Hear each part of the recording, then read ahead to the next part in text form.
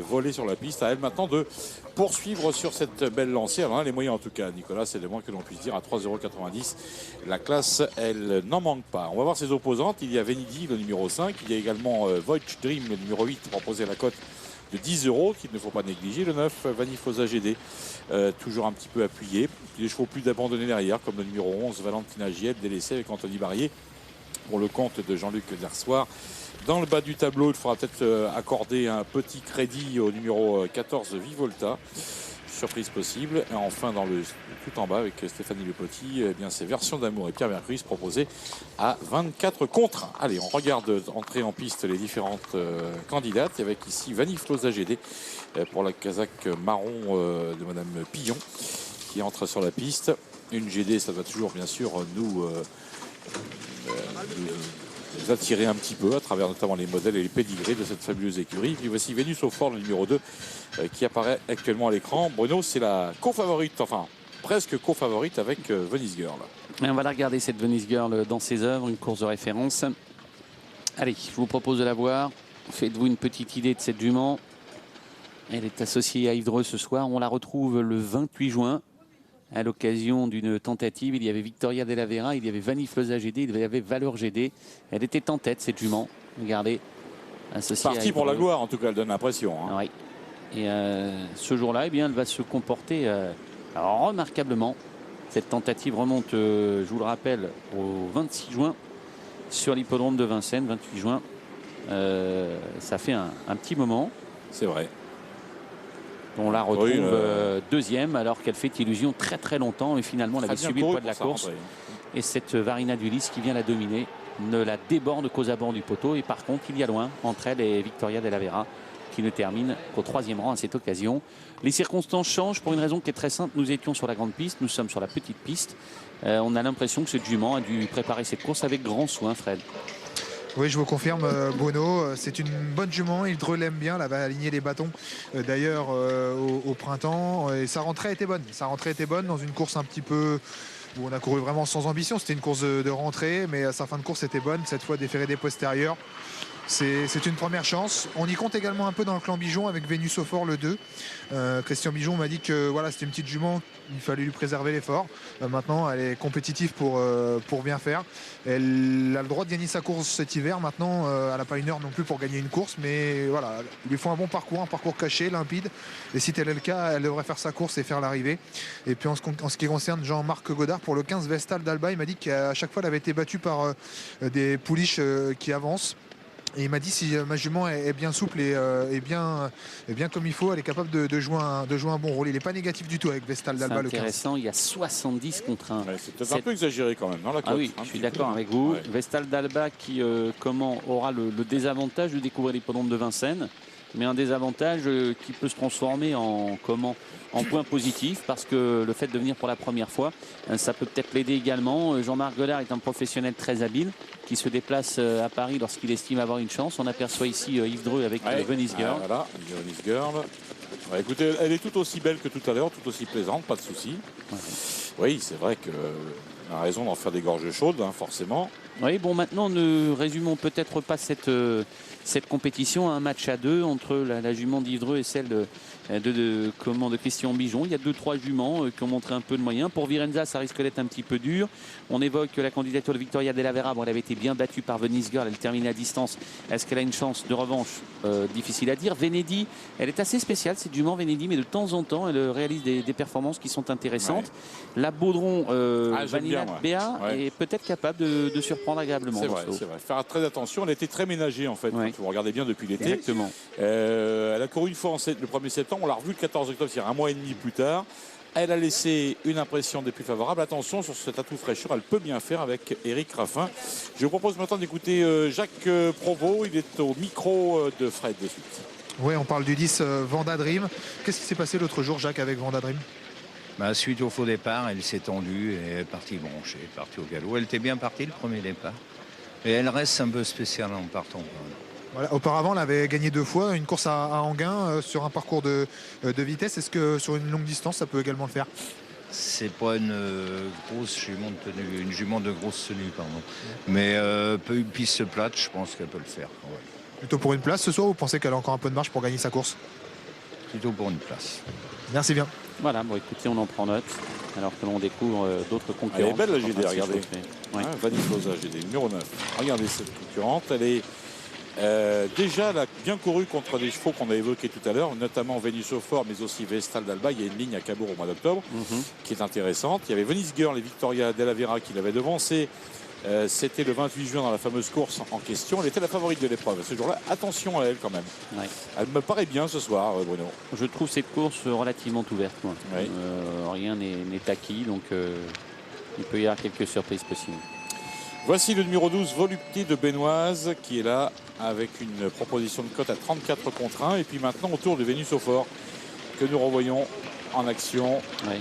Comme le dit Christian Bijon, comment c'est une jument qui n'a pas une marge de folie, mais dans un lot comme ça, elle doit pouvoir certainement jouer un petit rôle. J'ai l'impression que ce sont des juments qui ont leur gain en fait et qui peuvent profiter d'un parcours plus ou moins favorable pour faire l'arrivée. Je ne sais pas ce que vous en pensez. Je ne suis pas sûr qu'on ait une jument complètement déclassée dans ce lot. non. Peut-être Venice Girl, messieurs, enfin, qui est peut-être qui a moins couru que les autres et qui, elle, contrairement à beaucoup d'autres, peut aller devant et mener à bon train et aller loin. Je vais vous dire quelque chose, Frédéric.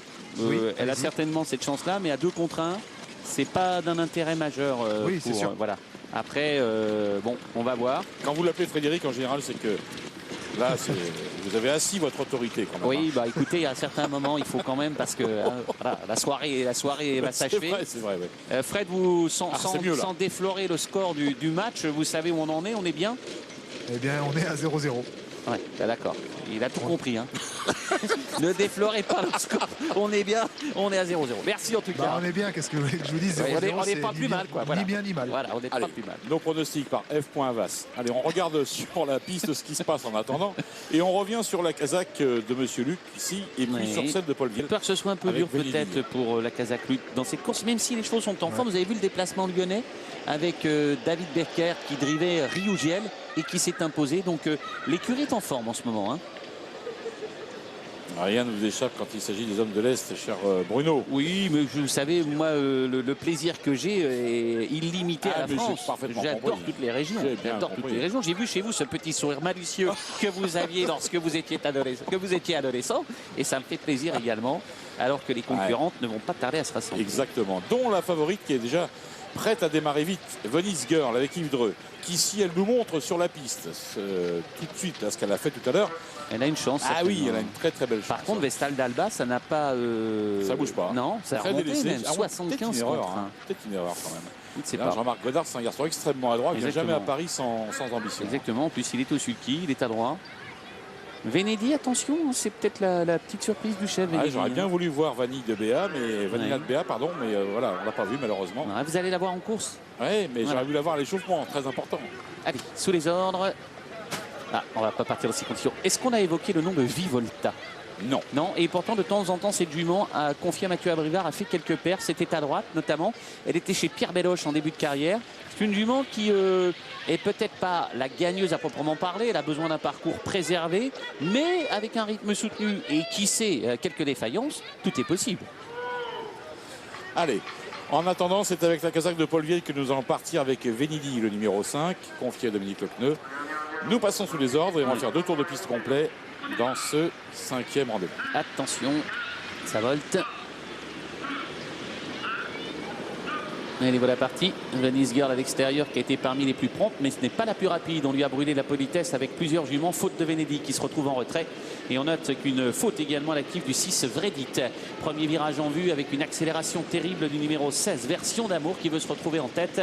Elle y parvient. Version d'Amour va être accompagnée par Vanilla de Béa qui a pris un départ remarquable. À l'extérieur, Venice Girl est obligée de faire les grands extérieurs et pourtant ça va très très vite en début de course. J'ai peur que ce soit compliqué pour Venice Girl dans l'immédiat parce que devant, Pierre Vercuis a l'air de ne pas amuser le terrain avec une jument Version d'Amour qui tente de chercher son salut dans la fuite.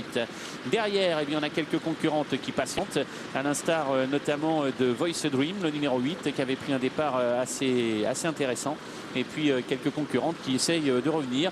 On note que Venice Girl a dû prendre le sillage d'une concurrente qui est Vanille Floza GD pour se faire ramener dans la ligne d'en face parce qu'elle s'est retrouvée tout de même à devoir faire pas mal d'efforts. Et oui, cette dernière d'ailleurs fait un effort assez spectaculaire à cet instant qui l'a propulsé quasiment en 2 ou 3e position. Yves Dreux profite de cette aspiration, mais ça fait quand même un petit moment qu'il est en dehors. Ah oui, et elle risque de le payer cette jument parce que devant, la jument de tête ne mollit pas ses versions d'amour. Regardez, Venise Girl obligée de faire un forcing terrible en dehors pour tenter de revenir.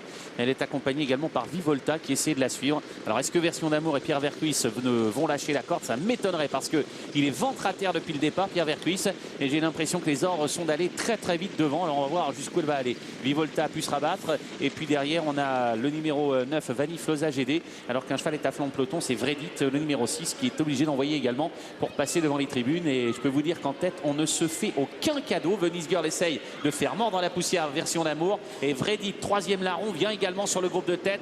On va pas maintenir un cap pareil jusqu'au bout, c'est pas possible, et du coup quelques concurrentes vont y laisser les plumes. Vivolta, un parcours rêvé, Vanille Floza GD également, le 7 Vanilla de Béa est préservé, et Vredit essaye de doubler ses adversaires dans le tournant, mais elle a du mal à accélérer. Version d'amour est allée vraiment très très très vite, elle ne mollit pas pour le moment. Pierre Vercuis qui veut à tout prix rester maître de la situation. J'ai peur que cette débauche d'énergie, elle la paye par la suite. Vivolta, un parcours rêvé, Voice Dream, le numéro 8, se fait ramener également bien gentiment. Vanilla de Béa semble avoir des ressources, elle est 6-7e, elle n'a rien fait pour le moment. Elle se retrouve derrière Vanille Floza GD alors qu'on va aborder le début de la ligne d'en face. Et Venise Girl qui essaye de faire plier Version d'amour, qui tente de les résister. Vivolta toujours très préservé. Attention à Vanilla de Béa qui commence à enclencher. À Vénus au fort également qui commence à regagner du terrain en dehors. Le dernier tournant est en vue. Oh, faute de Vénus au fort, c'est une des favorites. Alors qu'on va aborder le dernier tournant maintenant avec toujours Venise Girl qui trotte en dehors pratiquement depuis le départ de Version d'amour. La concurrente qui n'a pas fait grand chose commence à venir en dehors également. Il s'agit de la représentante de Louis Baudron qui essaie de se rapprocher. On a un bon rapproché du 11 Valentina Giel également. Et puis derrière elle, il y a également Vandaldrim sortie de tournant. Venise Girl avec Version d'amour qui n'en peut plus. C'était assez prévisible. Version d'amour. Venise Girl essaie de lui prendre l'avantage. Vivolta est dans son dos. Elle a l'air d'avoir un peu de ressources. Vivolta, attention à elle. Elle a été très très préservée. Venise Girl qui va être attaquée par Vivolta à l'entrée de la ligne d'arrivée. Alors qu'on revient de l'arrière-garde avec Vénus au fort, phase finale avec Venise Girl qui tente de prendre son salut dans la fuite, mais Vivolta a été très préservé. Venise Girl attaquée par Vivolta à 150 mètres du poteau. Venise Girl qui repousse l'attaque de Vivolta avec Voice Dream qui termine fort, avec Vivolta, Voice Dream, Venise Girl, avec Voice Dream qui va l'emporter devant le long de la corde. Venise Girl qui lutte avec Vivolta. Voice Dream l'emporte, deuxième place disputée entre Vivolta et Venise Girl. Vénus au fort termine vite mais un peu tard. Et oui, c'est le grand regret bien sûr, cette concurrente qui a fait une faute en face qui lui a permis de souffler un petit peu et de reprendre un peu d'oxygène, mais évidemment elle s'est retrouvée très loin et elle finit fort mais un petit peu tard, c'est vrai, malheureusement. Regardons devant ce qui se passe. Et bien devant, c'est le numéro 8 qui l'emporte à la cote finale de 7,60 €. Il s'agit de Voice Dream, Tony Lebelair qui a orchestré ce succès. La deuxième place est pointue entre Yves Dreux et le numéro 14 Vivolta avec Mathieu Abrivard. Puis le numéro 2 qui vient, Vénus au fort, de très très loin. Bruno, ça c'est la note incontestablement de la course. Elle a fait une faute terrible qu'il a mise malheureusement à l'arrière-garde et du coup elle n'a pas pu en profiter. Et finalement c'est ce numéro 8 qui s'impose. Derrière c'est pointu entre le 4 et le 14. Merci messieurs, donc victoire du numéro 8 Voice Dream qui met à mal la favorite Tony Lebelair qui s'impose dans cette épreuve. Ensuite vous l'avez dit, photo 14 et 4 et ensuite le 2 et le 11. Moi ce que je vous propose avant de repartir sur l'hippodrome de San Pardo, c'est de faire une petite pause.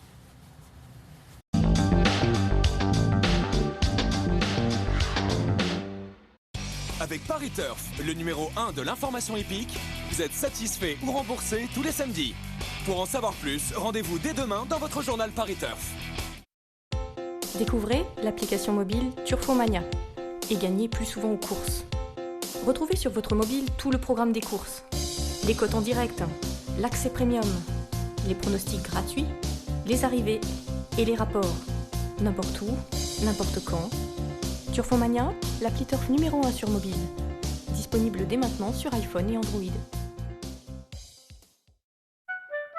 Les problèmes d'érection peuvent être gênants, ou les troubles urinaires liés à votre prostate. Parlez-en à votre médecin, des solutions existent.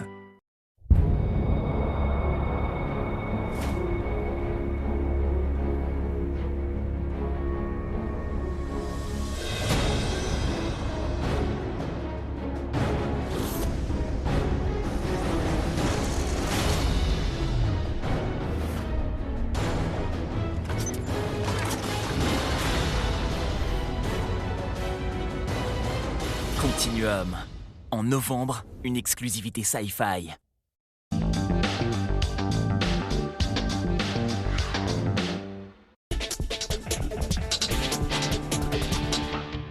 Voilà, de retour dans votre nocturne. On regarde rapidement l'arrivée précédente. La photo est développée. C'est bien le 8 qui s'impose, ça c'était sûr, devant le 4, donc Venise Girl, le 14 et ensuite le 2 pour les joueurs de multi. Voilà, on file à San Pardo pour la 5e épreuve, le Premi Juan. Alors là, je ne vais pas le dire correctement. Liado Juan, cette fois sur 2150 mètres. Il